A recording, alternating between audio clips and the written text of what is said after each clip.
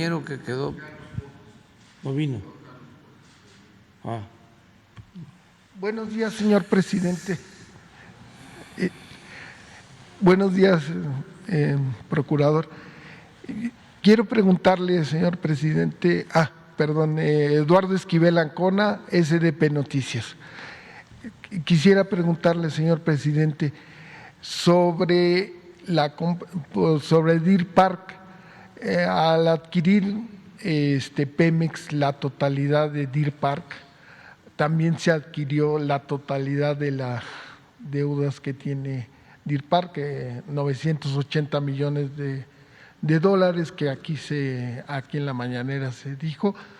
Yo quisiera saber si va a haber una reestructura, cómo se va a tratar esa deuda, porque pues antes esa deuda era de 490 millones de dólares, pues la parte que le correspondía de la mitad a Pemex, pero la trataba Shell directamente. Entonces, ¿cómo la va a tratar Pemex?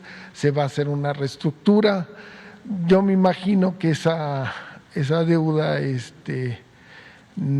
está bien fondeada, porque las tasas de interés en Estados Unidos son ahorita muy, muy bajas, los créditos, y los tiempos han de estar acorde con las necesidades.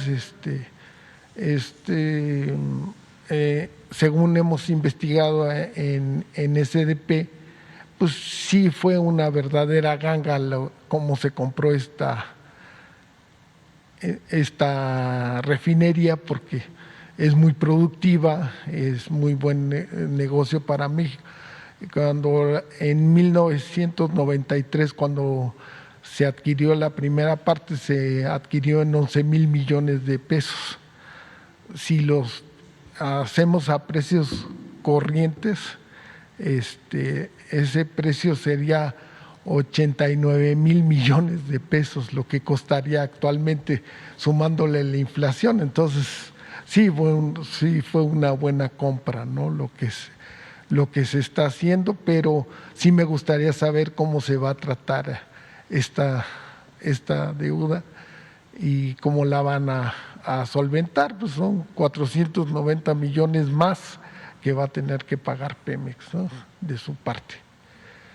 Sí, están las dos opciones: el liquidar la deuda, se tienen los recursos para eso. Se hizo una reserva del presupuesto porque hubo un ahorro el año pasado y se apartó dinero para la compra de la refinería y para el inicio de la coquizadora de Tula. Hubo este ahorro y se decidió tener ese dinero disponible. Pero Hacienda va a valorar lo que más conviene, por lo que tú estás señalando, por el precio del dinero, las tasas de interés. Si esa deuda se contrajo a intereses bajos y nosotros tenemos que pagar otro tipo de deuda a intereses más altos, pues yo pienso que Hacienda optaría por pagar la deuda en los tiempos que se contrajo, pero todo depende del convenio, de los acuerdos que se tengan. Lo que yo sí puedo decir es que en enero se liquida completamente. Ya en enero se cierra la operación. Sí, deben ustedes saber, todos los mexicanos, de que cuando se hizo la oferta y se llegó al acuerdo, quedaba pendiente el trámite de la autorización del gobierno de Estados Unidos. Bueno, la historia se remota a meses atrás, se vino la crisis de la pandemia y empezaron a ofrecer refinerías. Shell ofreció vender algunas refinerías, pero no esta, por lo que tú estás mencionando, Deer Park. Les ofrecimos comprar la parte de México, la parte de Shell, y lo que nos interesaba era esa refinería. Si ellos aceptaban venderla, nosotros la comprábamos. Afortunadamente aceptaron. Nosotros tenemos que agradecer eso a Shell porque ha cumplido con todos los compromisos que se han hecho a lo largo de esta operación y se firmaron los acuerdos de compraventa, se fijó el precio, se aceptó, pero faltaba el permiso.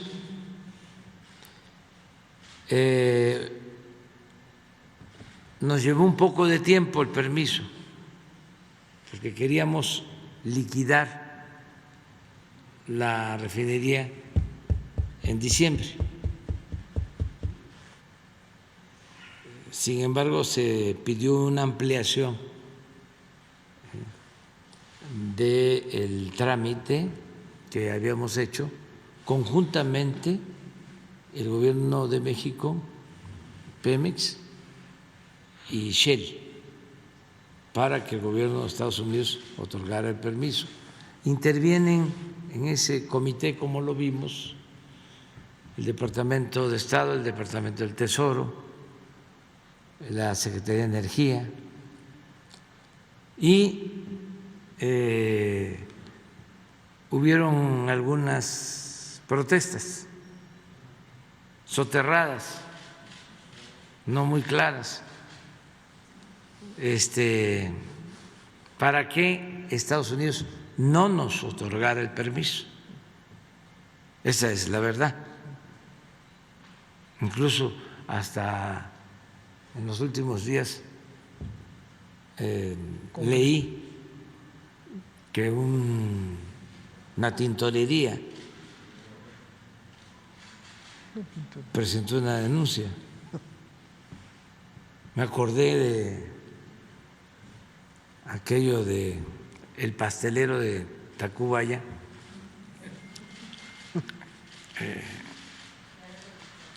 sí,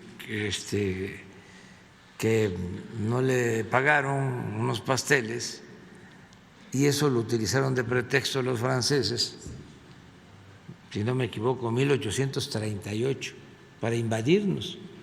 Por eso se llamó la guerra de los pasteles. Entonces, una tintorería. Pero desde luego habían intereses de allá y de acá. Y de aquí. Es cosa nada más de ver la prensa, ¿no?, de México, de cómo se frotaban las manos para que no nos dieran la autorización. Hay muy buena relación y hay confianza entre los gobiernos de Estados Unidos y México. Y por eso se emitió el fallo, la autorización, pero a destiempo, no fue en los términos originales, sino se tuvo que ampliar el plazo. pidieron más información, porque todavía no sabemos qué alegaban, pero con mucha transparencia entregamos todo, de dónde iba a salir el dinero, el origen del dinero, por qué decidimos comprar la refinería, en fin, toda la historia. Y por eso no nos alcanzó el tiempo, porque queríamos ya pagarla este año. Sin embargo, ya se acordó, como está autorizado, pagarla en enero y tenemos el recurso para hacerlo.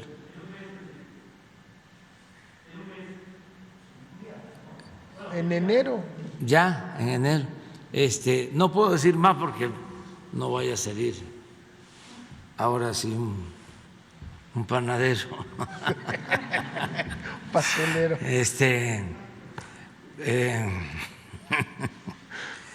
Sí, no literalmente, ¿eh? Bueno, pero ya se concretó esta operación, ya lo único que hace falta es pagarla y tenemos el dinero. Y con lo que nos sobró se echó a andar ya la coquizadora de Tula, que quedó inconclusa. Esa es una planta muy importante porque va a producir más combustible, gasolinas, con combustóleo. Se le da un precio adicional al combustóleo,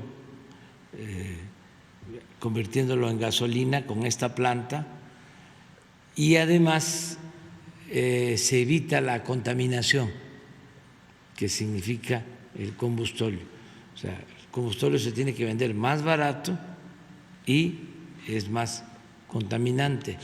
Entonces, esa planta se inició hace 8 o 10 años, pero cuando llegamos estaba parada porque estuvo envuelta en los problemas de corrupción de Odebrecht. Entonces, se llegaron a invertir 2.000 millones de dólares y estaba ahí la planta. Algunos, ya lo he dicho aquí y lo repito, seguramente recuerdan que cuando trasladaron esos equipos de Tuxpan a Tula, quitaban hasta los puentes, porque en equipos muy grandes, llevó mucho tiempo el traslado de todos esos equipos, quedaron los equipos y ya nada más teníamos 2 caminos. Es un poco como el tren de Toluca, lo dejábamos a medias o lo terminábamos y optamos por terminarlo. Pero en el caso de la coquizadora de Tula estaba emproblemada porque había deudas y había demandas y nos llevó tiempo resolverlo y ya se reinició la construcción de esa obra que va pues a ayudar mucho, porque no solo es producir más combustibles que necesitamos para dejar de comprar la gasolina en el extranjero, sino que es empleo para Tula, para toda esa región. Estamos hablando de una inversión de más de 2.000 millones de dólares también, esa inversión, para concluirla a finales del 23. Entonces, la suma es la modernización de las 6 refinerías, que llevamos invertidos como 30,000 millones de pesos, modernizándolas, porque las habían dejado en el abandono. Esta refinería de Deer Park, que tiene capacidad para procesar más de 300,000 barriles. La nueva refinería de Dos Bocas, que va a procesar 340,000 barriles. Y la coquizadora nos va a permitir poder procesar de 1.800.000 a 1.900.000 barriles diarios. Consideramos que con eso podemos abastecer el mercado interno. Ese es el cambio que se está llevando a cabo con el apoyo de los trabajadores, de los técnicos, de los que están ahí día y noche trabajando, haciendo ellos, como no se hacía, las reparaciones. Ya no todo es contrato, se están utilizando todos los talleres que existían en las refinerías y con la especialidad, la creatividad de los obreros petroleros estamos reparando, rehabilitando todas las refinerías. Mañana precisamente vienen tanto Rocío Nale como Octavio Romero Oropeza a explicar sobre todo el plan de Pemex al pueblo de México, los 10 puntos básicos para la transformación del sector energético. Y Dos Bocas va a procesar petróleo pesado, tipo Maya. Sí, ahí se hace la mezcla. Fue un acierto. Algún día pues, sería bueno ir apuntando todo esto, porque los más jóvenes pues a lo mejor no se acuerdan, pero cuando hablaron de que iban a hacer una refinería nueva, pusieron a competir a varios estados para ver en dónde se instalaba la nueva refinería, que si en Michoacán, que si en Guanajuato, que si en Hidalgo, que en Veracruz. Entonces, casi estuvieron un año con esa promoción. Ya viene, ya viene, ya viene, ya viene. Y consigan el terreno. Al final decidieron hacerla en Tula. Compraron el terreno, se llevó también otro tiempo. Solo lo bardearon. No sé si completo, pero sí. Yo fui y me consta que estaban haciendo la barda de la refinería. Luego llega el nuevo gobierno, no está completa, ¿verdad? ¿No? Y deciden ya no hacerla, porque al final predominó la creencia, el criterio de que es mejor comprar las gasolinas que producirlas aquí. Y también pues fue una excusa y se canceló, quedó el proyecto y el terreno y todo. Así fue. Cuando a nosotros nos toca decidir sobre en dónde hacer la refinería, tomamos la decisión de hacerla en Dos Bocas. ¿Por qué? Porque ya Dos Bocas era la terminal, ¿sí?, de petróleo más importante del país. a Dos Bocas llegan todos los ductos, tanto de tierra como del mar de Campeche, y ahí se almacena el crudo de todas las especificaciones, el crudo ligero, el crudo pesado, ahí se hacen las mezclas. Entonces yo siempre digo que la política es suerte. Maquiavelo decía que era virtud y fortuna es suerte. Entonces, de suerte, ¿sí?, encontramos ahí un terreno de Pemex que no sabíamos que existía. Cuando empezamos a indagar, se encontró que el terreno era de Pemex. ¿De cuándo hicieron el puerto? Para la exportación del petróleo. Adquirieron una superficie mayor. Fue como cuando descubrimos de que no habían privatizado las líneas férreas del tren del sureste. Imagínense cómo me puse de contento, porque habían entregado todo, pero ni la del Istmo ni la del sureste las habían concesionado, porque siempre digo, y es cierto, de que el sureste no les interesaba ni siquiera para robar. Entonces, entregaron todo, pero eso no, ahí lo dejaron. Y por eso estamos haciendo el Tren Maya. Si no, hubiera sido muy difícil conseguir el derecho de vía. Por eso se hizo la refinería en Dos Bocas. Entonces, va a tener, por tu pregunta, la mezcla de crudo que requiere.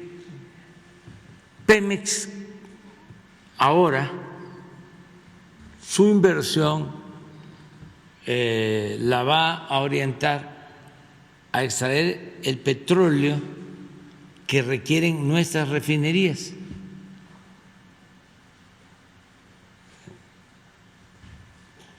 Si necesitamos un 70% de petróleo pesado, Maya, Pemex va a orientar su extracción de crudo para sacar ese petróleo, y el 30% del petróleo ligero. No es extraer del petróleo solo para vender, sino para lo que necesitan nuestras refinerías. Es un cambio completo en la política petrolera. Afortunadamente tenemos de todos los tipos de petróleo, porque